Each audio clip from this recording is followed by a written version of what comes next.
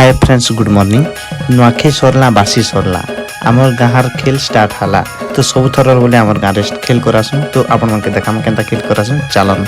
तो एबे हला रनिंग गेम हवा तो इटा पिला माने दौड़ुछन मस्त किना आपण देखि पाले तापर झियो माने भी कोले भी आमे भी दौड़मा तो झियो माने दौड़ले तापर खेल स्टार्ट हो गला छोट छोट छुआ मन पुची खेल आपण मन तो छोट बेर खेली थिबे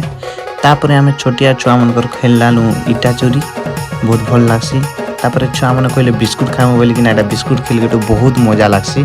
और मोर ब्लॉग वीडियो रे भी देखबे ई वीडियोटा बहुत भल लागबा। एटा गोटे नुआ गेम खेलानु कि बाल्टी भितर बॉल पकाबा जे बॉल पकाबा ताके 500 टंका प्राइज थिला तो देखन कि भी बॉल तो पके नहीं पारुथि सब बॉल गाडे बॉल पके दुथिले हमर गाँव रो इटा हला बहुत बड़ फेमस खेले हांडी फटा तो देखन एटा माँ जने आसुचन हांडी फटावा लगे अलग जगह मार देले आ जने आसुचन भौणी जने हेले भौणी तो दादा के इटा पिटी देले ने मुड़े ने गुटे गाड़ा